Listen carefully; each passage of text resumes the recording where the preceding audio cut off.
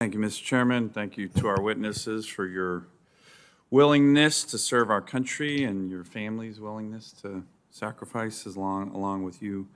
Let me get a commitment from each of you to come visit the great state of Alaska, maybe even in Yes, Senator. February or January. Can I get a commitment? Yes, Senator, absolutely. Absolutely. Yes, I love Senator. Alaska, even in the winter.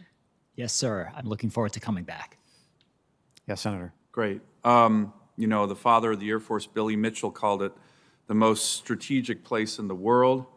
Secretary Austin was recently in Alaska visiting our troops. He pretty much said the same thing. I don't want to paraphrase him, but it was pretty much close when he take a look at his press conference in Alaska. You know, on the Air Force side, we'll have by the end of the year over 100 fifth-generation fighters stationed in Alaska. You get to the Taiwan Strait, Russia, Ukraine, anywhere, real fast. 100. There's no place on the planet Earth that has over 100 fifth-gen fighters but my state. So very important in terms of the Air Force, but also in terms of the Army. Let me, Mr. Camarillo and Ms. Jacobson, on the Army, I recently was briefed by the Secretary of the Army and the Chief of Staff of the Army on the Army's Arctic strategy. It plans to establish a new two-star headquarters with an operational headquarters, specially trained and equipped combat brigades, improved material readiness for extended operations all in the Arctic, better trained regional forces, and importantly, quality of life improvement for personnel. Can I get your commitment to work with me and the Secretary, your Secretary, and the Chief of Staff to fully implement that robust Arctic strategy that the Army put out? Yes, Senator, I definitely commit, and I want to thank you and congratulate you for calling attention to this important area of strategic competition. Great, thank you. Ms. Jacobs? Absolutely. I'll provide whatever Have- support. Have either of you read that, our Army Arctic strategy? Senator, I have. Good. Have you? I saw a summary of it, Senator. Good. Thank you. I look forward to working with you on that. Let me mention a related topic. Again, this has gone all the way to the chairman, the Secretary of Defense, not just Secretary of the Army. We have this amazing training, strategic location, although we've had problems. And one big one is a real troubling topic. Over the past 5 years, U.S. Army Alaska has experienced 32 suicides. Think about that.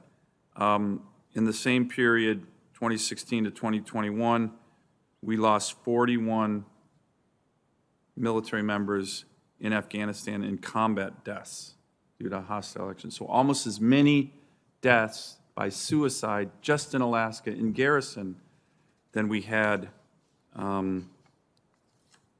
in terms of combat deaths in Afghanistan. Can I get a commitment from all of you to, again, continue the focus, and this is from the Secretary of Defense on down, and the Secretary of the Army, the Chief of Staff of the Army, they're very focused on addressing this. I have a lot of appreciation for that. It's military installation, it's more morale, welfare aspects.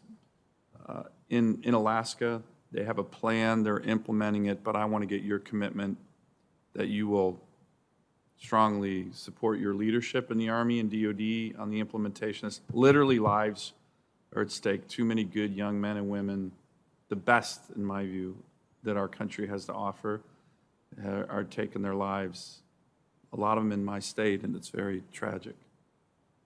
Yes, Senator, you have my commitment. It's deeply troubling. You have my commitment as well, Senator. Thank you. Let me turn to our Air Force friends, Mr. Wagner, Mr. Hunter.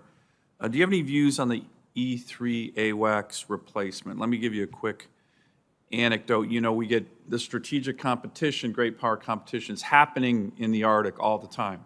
China, Russia.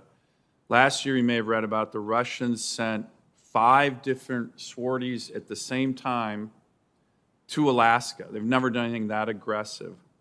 And we had to go intercept these. Our great men and women in the Air Force do this. 5 at the same time. Unbelievable, right? All the way up to Utiavik, down to Kodiak, like they were essentially attacking our country, our state. The great men and women, and by the way, women too, flying these F-22s, went and intercepted these Russians. It's a dangerous mission. At night, we had no AWACS at the time to quarterback these missions. Very, very dangerous because these AWACS break all the time. I think one was down in the lower 48. Normally we have AWACS stationed in Alaska. Do you have a view on AWACS replacements, the E3, maybe with the E7 or other elements of this important aircraft that is old, and yet we need it? And this was a good example where we didn't have it. Our great pilots did their job. Any views on that? Senator, I think what you've described is certainly part of the challenge that we have with the Air Force of aging fleet and the challenge of sustaining it, keeping our current fleet operating and also modernizing it and enhancing our capabilities and ensuring that we can share information with all of our assets in the field. So if confirmed, I would look forward to working with you on this and making sure that we have those command and control assets for both our tactical operations and also our strategic forces, and that those capabilities are meeting the need. Great. Mr. Wagner, you have a view? Senator, I understand that having a sufficient number of pilots ready to fly these planes is critical to our readiness and our mission accomplishment. And if confirmed, I'll look forward to working with you and the rest of the committee to make sure that we have the right pilots able to accomplish this incredibly important mission. Thank you. Thank you, Mr. Chairman. I have a few more questions for the record I'll submit to the committee. Thank you. Thank you, Senator Sullivan.